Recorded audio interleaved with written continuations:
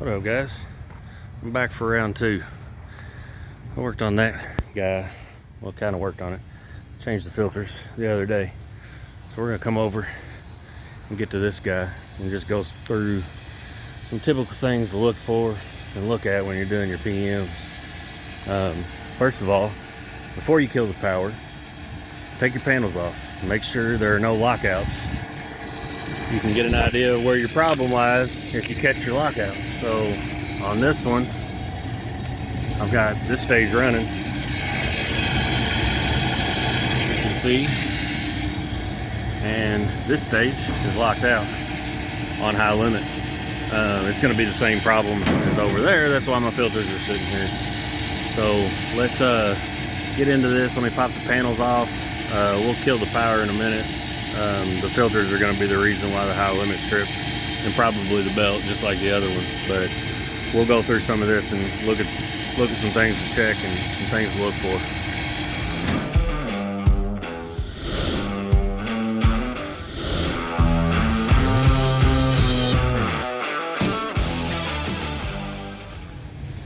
So to start, before I'm removing any of these panels, I'm just listening and feeling for anything unusual, anything that smells unusual, looks unusual, feels unusual. Don't want to, I got a hot heat exchanger right now, so I don't want to just shut the power off. So we're just gonna, one way or another, cycle the heat off. I just kick my gas valve. You can do that any way you want, but it's good to just let the blower run for a little bit, let the heat exchanger cool down before you go cutting the power altogether. We can see we've got a lot of rust. These things are aged, and you can just feel it's not rusted out completely. There's no real soft spots, but these aren't going to get any better. Front retaining plate here doesn't look too bad either, but I got screws that are rusted out. So just something to keep in mind. We can kind of hear this motor. Sounds a little rough. That's something we're going to note. We'll obviously get an amp draw on everything, but we'll let this cool down for a little bit, then we'll shut the power off and go through here and look at some other stuff.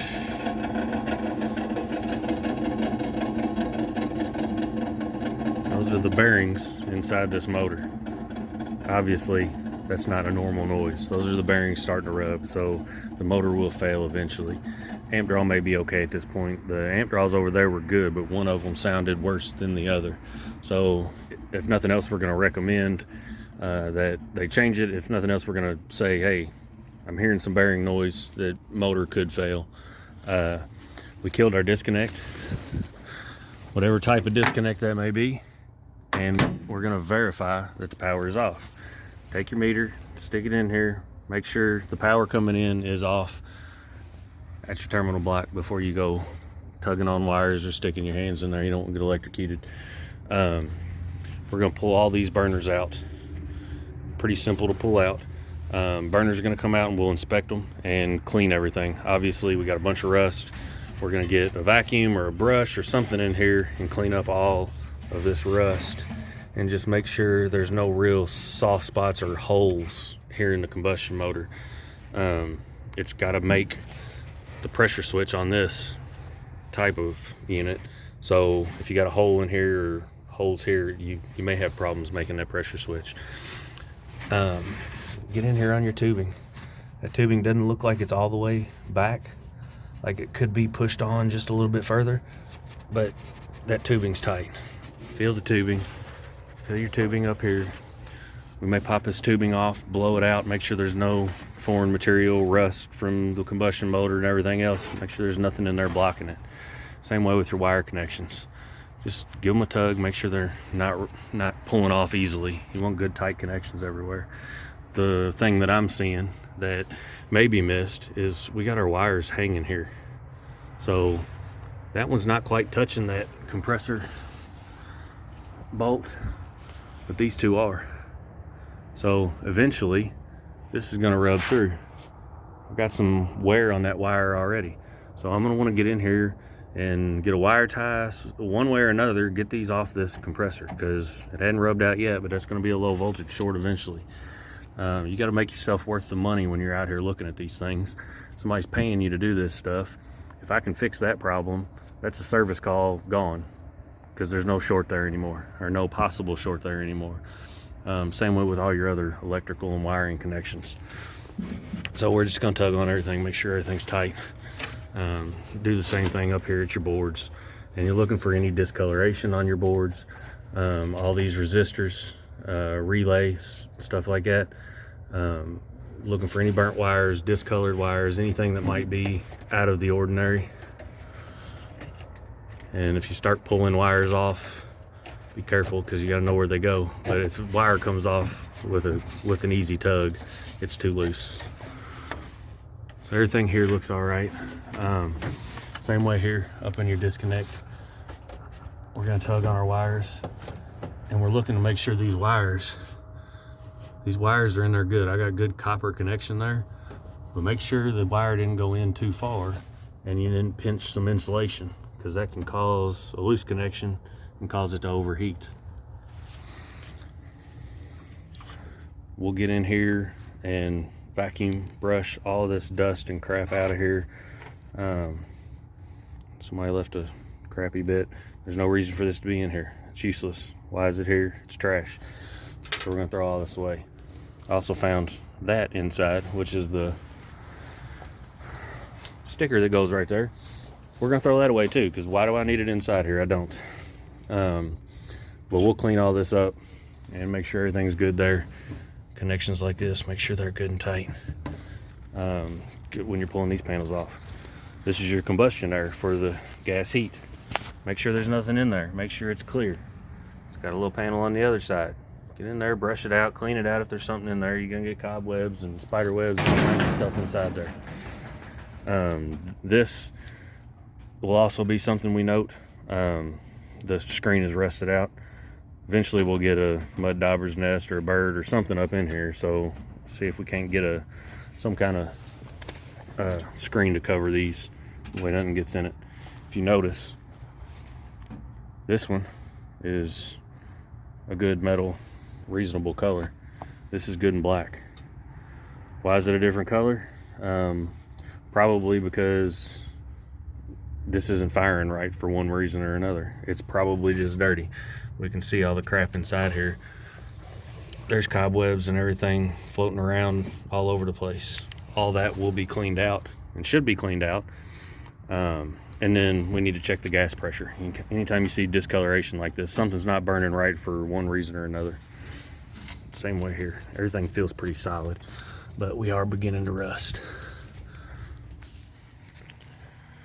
So we're over here with our economizer. Our filters were in here. Filters are dirty, as we suspected, but evaporator's dirty too. So, I mean, this entire evaporator needs to be cleaned, obviously. But the one thing to keep in mind, it's going to work with some of this stuff on here. Yes, it's dirty, but this bottom plate, you need to get in here. This is obviously heating PM because I'm wearing gloves and a jacket, but this is going to leak water. As condensate drips down, it's going to hit this here and roll back. We can see the customer's not going to know it on this one, because this is a side discharge, not a typical rooftop sitting on a curb. But that's a problem, especially on the slanted coils. Train does it, a couple other people do it, but if you have a slanted coil, that will leak a whole lot worse. So we need to get in here one way or another and get that stuff brushed off and cleaned off. Vacuum this stuff out, clean all your leaves out and crap. None of this stuff should be in here. Looking for all connections. So smoke detector connections here. We need to make sure everything's tight.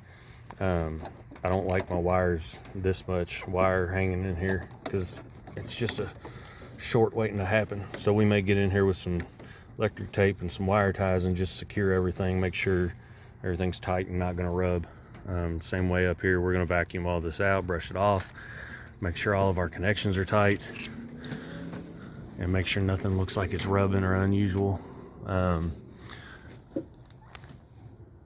Where those wires run through up here, that's a possible problem point. That's metal right here, flat piece of metal. It's not really a sharp edge or anything, so it should be fine. But if you're looking for a short or anything like that, that might be a good place to look. we're going to operate our economizer. Make sure the actuator spins freely.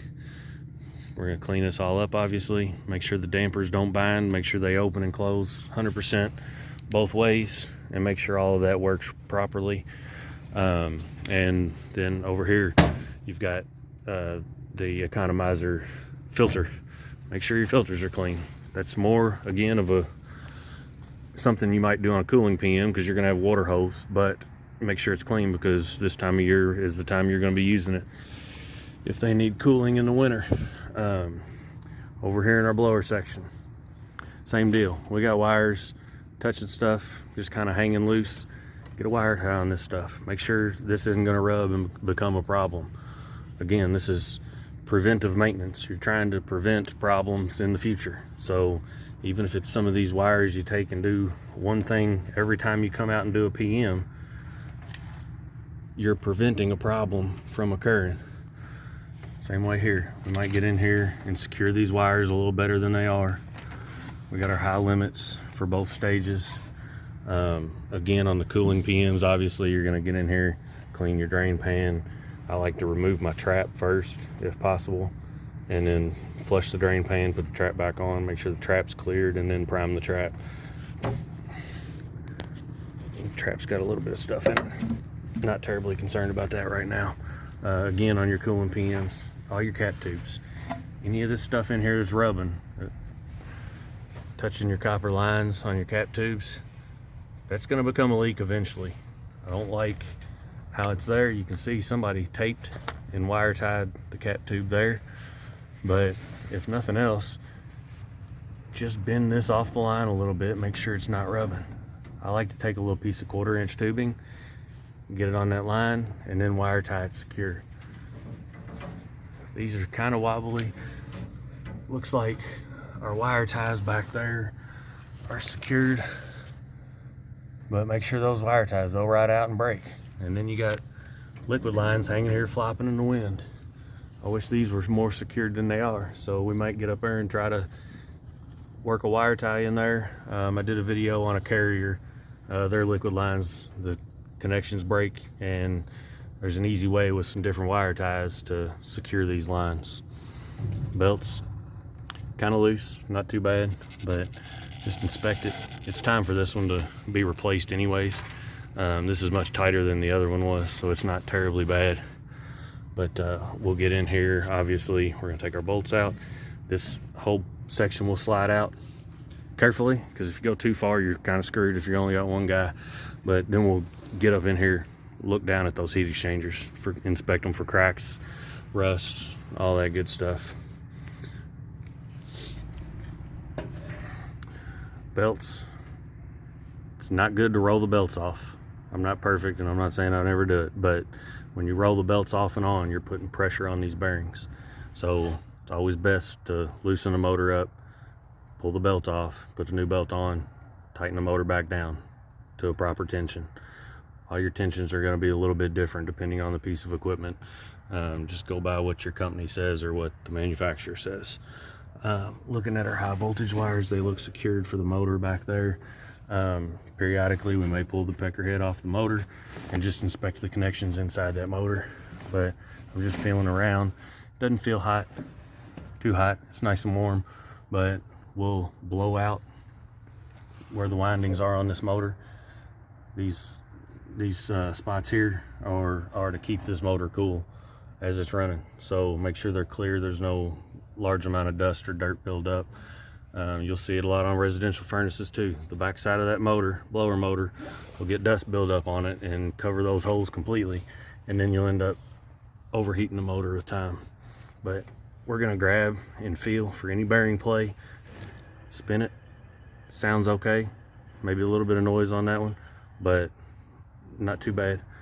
Same way over here, feeling for any bearing play, any noise, something that might be inside the blower ticking, making a little noise, anything like that, you want to investigate further. These have pillow block bearings, so you can see our pillow block bearing here. It's got a grease port. We're going to want to grease those periodically, and if they have a whole lot of grease on them and coming out already. Clean the old grease off. That can become an insulator, attract dirt and dust, and eventually tear up your bearings. This belt doesn't look too bad, but you can kind of bend it, look for dry rot and cracks. It's bad enough. Like I said, it's time to go. And then the other thing to point out is I've got a spare belt. It's always good to have a spare belt. On the other one, I was able to use the spare belt. Why do I have 2 spare belts? I don't know. This one doesn't have a date on it, so it looks like it's new. Or somebody didn't date it, because it doesn't look like it's new. A lot of times you can get your hand in here, rub your hand on it, and see if you get that black rubber dust on your hand. But this is not a new belt. So somebody stuck it back in here and didn't date it. I don't need 2 spares. There doesn't need to be 5 spares. 1 spare is fine. If you break a belt or something, you've got one there to use.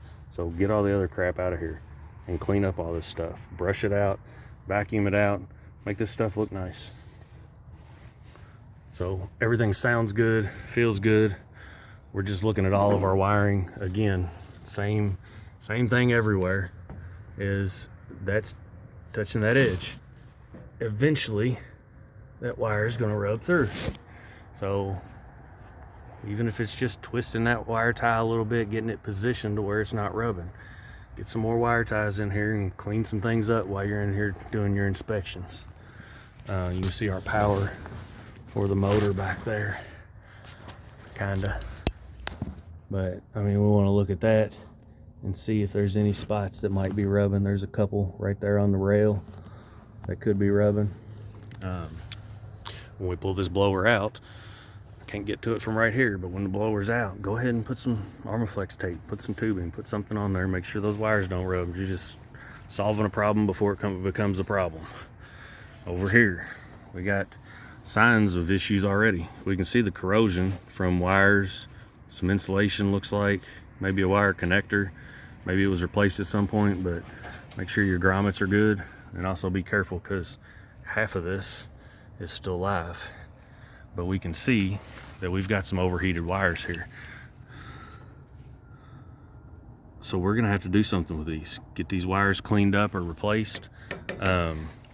These are all things to look for. At least to note to a customer and say, hey, this is what I got. If you need to get an electrician out, I don't know what your personal company policies are, but this needs to be addressed before it becomes a problem, because this wire is not getting any better. And you can see the discoloration all the way down, you know, a good portion of that wire. So we're gonna have to address that and get that fixed. And it looks like, so I've got a decent amount of wire there. So you can probably strip that back, pull the wire up enough to get a clean wire and a good connection on there. But you are just gonna wanna make sure that you got a good connection and make sure the terminals and everything else inside is not corroded and you're able to actually get a good connection. We got some corrosion on this wire here as well. That's the incoming wire, so that's got power on it. We probably have enough wire to clean it up as well. They left us enough curled in here to clean that wire up and reconnect it. We will have to kill and lock out the breaker to do that. One thing I forgot to mention is your blower pulley. If you're seeing unusual wear on your belt, maybe this side is worn down, the other side's not, or it's wearing prematurely before, you know, prior to a year of being on there. We typically change our belts yearly. You might want to start looking into your pulleys. Alignment is important. You have to make sure these are aligned well. It's not offset, or these are pretty good here, but some of these motors will get twisted and you'll just wear the belt from it just being out of alignment. The pulleys can wear the belt too. Driven pulley is usually okay. The drive pulleys are what wear, and this one has a little bit of wear to it. It depends on how the belt sits in there, and it's probably the hardest thing to show on camera, but these should be a flat surface. And I've got a little beveled edge in there that I can feel even with my gloves on. So these aren't terrible, and it wasn't wearing the belt too unusual. it all looks fairly normal wear, and that belt's been on there for about a year, so I'm not terribly concerned about the pulley, but it's something to keep an eye on. As they wear worse and worse, you'll see the belt break or wear awkwardly in 3 or 6 months, and you need to dig in a little bit further. Back over to our control panel. This is a tall control panel, so I'm not going to be able to get in there and do a whole lot, but we're looking for the same deal. We're tugging on our wires, on all your wires on these disconnects, because they have multiple lugs.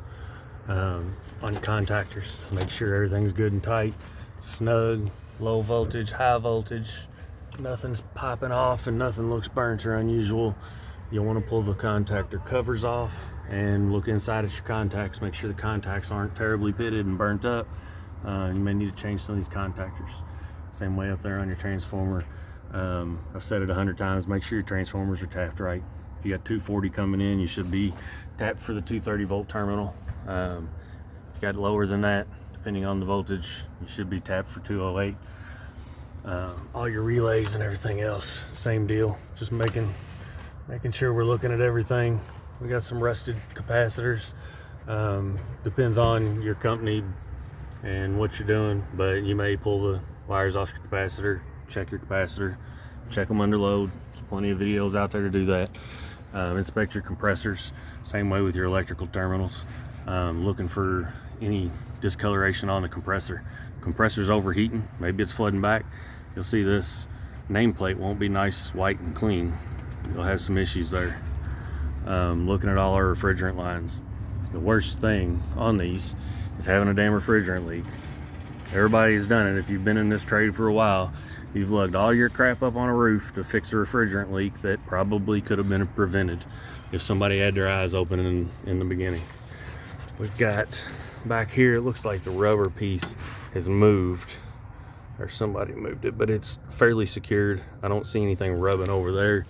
The only thing I noticed was this little nub right here, and it's actually rubbing a spot on that pipe, so that could become a problem eventually. So I may just get a piece of Armaflex tape, something to just get the lines off of each other. Don't let your lines rub together. On your cooling PMs, obviously you're going to be cleaning the coils.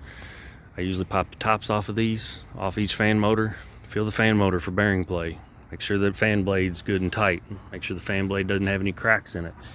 And then obviously you're going to take amp draws on all your fan motors. The amp draws are going to tell you a lot on these motors, whether they're starting to die or not. With the combustion motors, we can hear them, but always good to get an amp draw on every motor, every compressor if you're running them, if it's that time of year. But then sequence of operation. We've cranked the thermostat up, so we've got the thermostat calling for heat right now. But cooling, you may want to verify that everything stages correctly. You get all your stages come on at the time they're supposed to come on. Number 3 shouldn't come on before number 1. Depending on how it's wired. Your heat, make sure everything stages correctly. I'm not sure, I'm sure these are, now see we got W1, W2 jumped, so I'm gonna get a call for each. But we're just watching that our combustion motor comes on. Heating's a pretty simple process.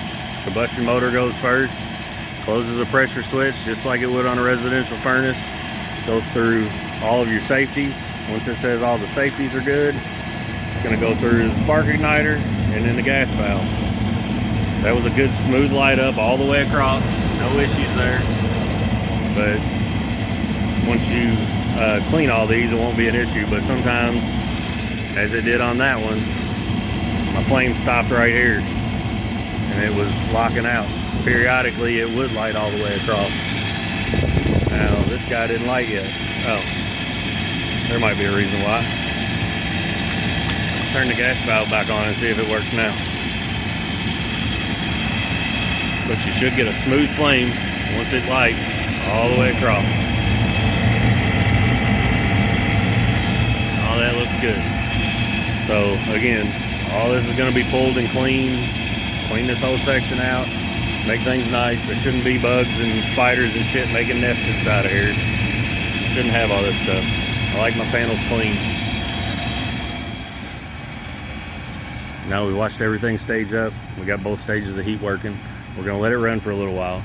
We're gonna take a temporize on it, make sure no safety's tripped, there's no issues on that end, and we'll call it good after that. Obviously, I didn't go through and clean all these things. I was just going through some of the things to look for. I may have missed something. Tell me what I missed. Big thing to keep in mind is, you know, you can go clean these burners. I could not clean these burners. This thing's operating right now. Nobody's gonna complain. It's got clean filters and it's firing. But even if you clean the burners, you got all this crap in the bottom of these sections. You've got the rust. We've got multiple belts over there. Sales guys are out here looking for stuff like that to take to the customer and say, look, this is what we're seeing on your investment and your piece of equipment. That's how you lose customers. Make sure you're keeping the customer in the loop about everything you're hearing and seeing. You're hearing some noise from the combustion motor. Yes, it's working. No, you don't necessarily have to replace it right now. If you want to be proactive, we can, but keep the customer in the loop with everything you're doing. It'll save you a customer in the end. So, like I said, I'm sure I missed something. Let me know what I missed. Leave me a comment. Leave the tray better than you found it. We'll see y'all next time.